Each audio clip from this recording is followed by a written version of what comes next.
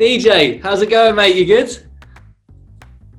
I'm super, Stu. You? Yeah, no, mate. In the company of a legend, so I'm all good.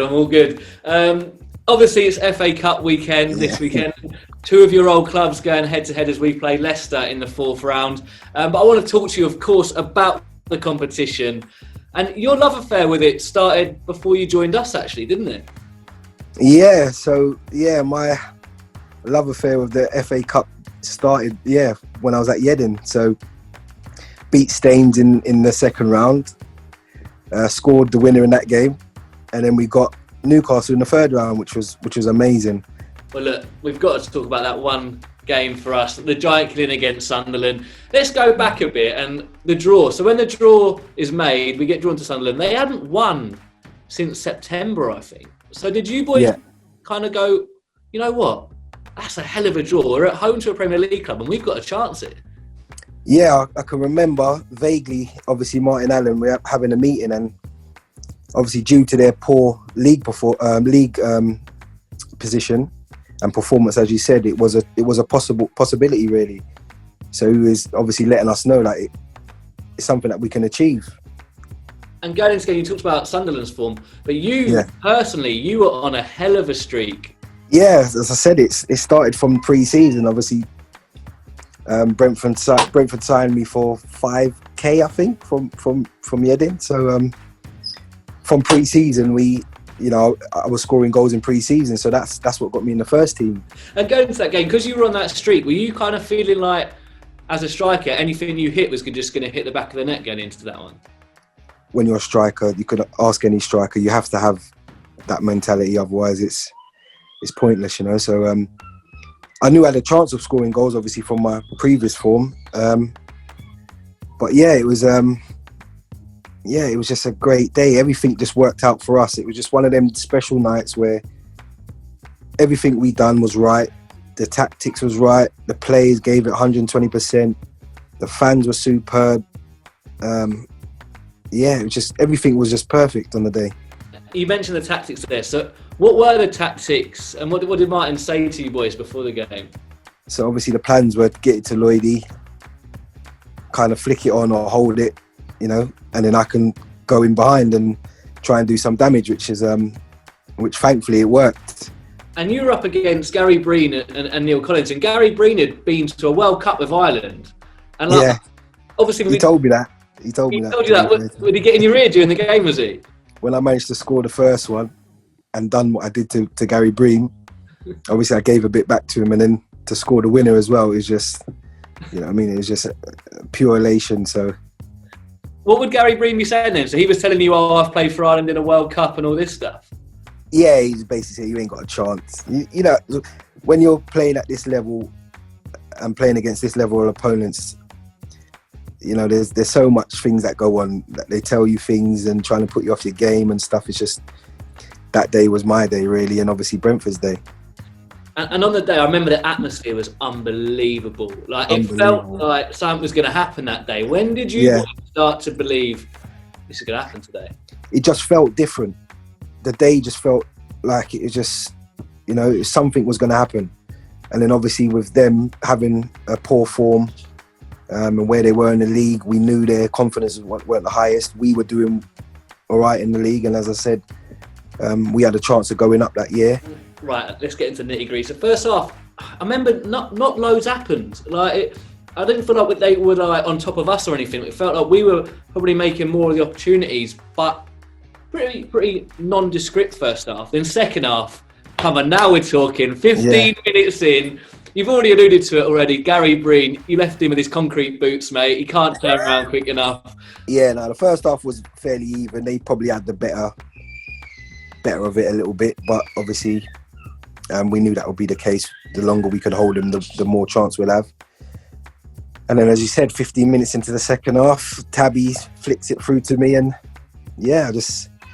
he was a bit, as I can remember receiving the ball from Tabby and running straight at him, but because he was so square, either side, he's in trouble. So bad defending from his behalf, especially with an experienced centre-back like him. He should be side on. So seeing that, how his feet were, I've just gone round him, and then keeper the same, 2 squares. So he thought I was going to shoot, and I've just touched it round him. It's bobbled a little bit, and it's gone a bit wide, and then I've obviously cut it in. That celebration, I think the first goal, the celebration is almost more iconic. And you running down past the paddock. Yeah. What's going through your head then? Are you just running? Like, is it just? It's just adrenaline. It's just the occasion, what it means for us as a team, what it meant for the fans. All of these things, like, it's such a split second feeling, but all of these things run in your mind. Like, you're just happy for everyone. You're happy for the boys, how hard we've done, how well we've played. Something like that will stay in the history of the club, and that's what, it's a base for the club. So these things are important for clubs like Brentford. So we've got that high, we've gone 1-0 up, then 10 minutes later they equalised. Come on, mate, that was a fluke, right? That's never. Yeah, that we always knew that could happen. You know what I mean? Thankfully, we took the lead, so we had a bit of momentum. Obviously, when they scored, it was kind of like, but we know we can score against them because we've already done it. When we've gone to 1-0, a lot of teams, the heads might have gone down. Yeah. That didn't kind of happen with us. How come, do you think? To be honest with you, Stu, I think we had a lot of characters. We had a lot of, as I said, a lot of players that could have played higher, which they did eventually in their career. We had a lot of leaders. We had a lot of good, genuine people that wanted to do well, So, no big time Charlies, none of that kind of stuff. So when they did score, it was more of a, all right, come on, we've scored again. We scored one already. We're going to score another one. And that's just what happened. It was amazing. 89th minute, Stuart Nelson got the ball. Yeah. You do the rest, mate. Yeah, as I said, the time we scored kind of didn't give him a chance to get back in the game. So as I said, it was just a special day. Everything was perfect. Stuart's kicked the ball. I think Lloydie's flicked it on. And to be honest, as I've run across, obviously we've been working on this in training. So as I've come from the right to come across, my foot's quite high. So I thought the ref's going to give a foul or higher foot or something, but he just let it play on. So yeah, when he's done that, I've touched the ball with my foot, took it on another touch and just put it in the bottom corner. So yeah, that was absolute scenes. When that went in, that was absolute scenes. That was crazy. Probably the best atmosphere I've actually played in throughout my career. That specific time was crazy. And were you aware that was the 89th minute? Yeah, because I was knackered. I was on the right, wasn't I? So Lloydie was all right. He was in the middle. He didn't have to do any running, so I was doing all the running. So how long did it take you to get off the pitch when that full-time whistle went, mate? Do you know what? I see a photo. I think it was a few days later. It was just, the pitch was so packed. But my mate was in there picking me up, and I was thinking, how did you get there? Like, I didn't even know he was in the pit. He was in the ground. So again, special moments. As I said, it just seemed like it was special. Things like that, clubs have to go through situations like that where it builds a base for them and pushes them forward. And as I said, it was an amazing day, amazing atmosphere. Things that will live in our lives forever. Fans, players, managers. Yeah, as I said, that day was probably, say the highlight of my career, but it was up there, like as in feelings and stuff like that, emotions, And you get back in the change room. What's the mood like in there? But there's some characters in there. Yeah, you can't explain them kind of feelings when you achieve something like that where you're the underdogs. It just means a lot more. Like little Brentford and big Sunderland, it's just two completely different, situations and clubs. Obviously now is a bit different, but back then it was, no one gave us a chance, and for us to play well, not just get lucky, we actually played well, was probably the better team, and won it how we won it in the last minute, which is, that's how you would want to win a game like that, if you know what I mean. Mate, it's what all us Brentford fans have dreamt of doing, and then it comes the next dilemma, because if I'm in that situation, I don't know if I want to go out and celebrate it, or do I want to get home and watch it about 1,200 times on Match of the Day? So which one do you do? To be honest with you, Stu, I didn't get the chance. Like literally, when we was at the ground, obviously we was all in the change room, obviously happy and you know, celebrating, whatever you want to call it.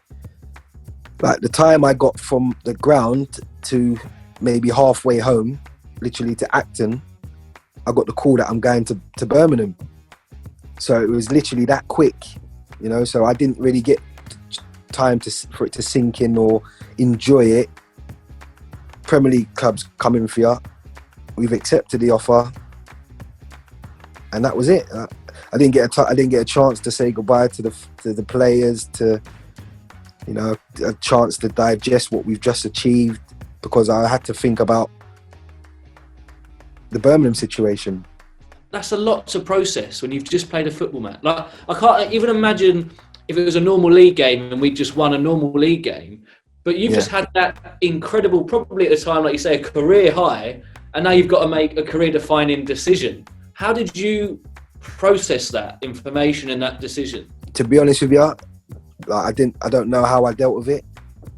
It was just, that was what it was, and that was, as I said to you, if it was even if it was a championship club, Stu, I probably wouldn't have gone. I would have stayed. But because it was a Premiership club, it was a situation where, how do I turn that down? Even thinking about turning it down, it wasn't even like that. It was just like, that's what it is. As I said, it's football. Yeah. People don't see that side of football. You know, they just say, oh, well, he's gone to that club, or, you know, why has he left? But it kind of, the decision was out of my hands, really, if you think about it. Obviously, I could have said no, but, you know, I was playing for Yeading in Ryman Prem 6 months ago. Do you know what I mean? So it was absolutely just a whirlwind. So, yeah. Well, look, mate, your time with us might have been short and sweet, but you wrote yourself into the history books that day, and we absolutely love you. So thank you so much for spending some time with me today, mate. Anytime, Stu. No problem, mate. My pleasure.